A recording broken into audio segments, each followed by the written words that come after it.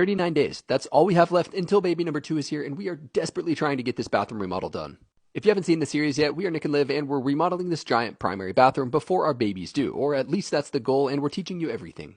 Today, we're talking about the waterproofing, and basically the process is just putting thin set onto the Kerdi board and covering it with Schluter's Kerdi. If that made no sense, that's okay, I'll explain it. Thin set is essentially the mortar that I'm using on the wall. Then I'm covering it with a waterproofing band called Kerdi. Literally just repeat that process to cover all of the holes where I'd put screws in, and that's it. So anywhere that there was a hole that water could get in, I cover it with thin set and Kerdi, including around all of the valves. The goal is just making sure everything is perfectly sealed from water. The white stuff you see me using here is called Kerdi Fix, and that in combination with the thin set and the Kerdi band is really incredible for making things waterproof. Once everything in the walls has been waterproofed, I'm then going to install the pre-sloped shower tray. I cut that to size in the last video, and I just put it around my drain, which comes with the kit. I'm now putting on a small collar around it, which is going to make that drain waterproof as well, where all the water is going to be perfectly diverted to the drain. There's a lot of repetition in this video. It's just putting down thin set, notching it with your trowel, and then using the flat side to scrape it into place. Always make sure there's a 2-inch overlap because that's what Schluter calls for, and you can see even when I'm putting my curbs in, I'm just putting it on thin set and then using Kerdi band to seal all of the gaps and corners.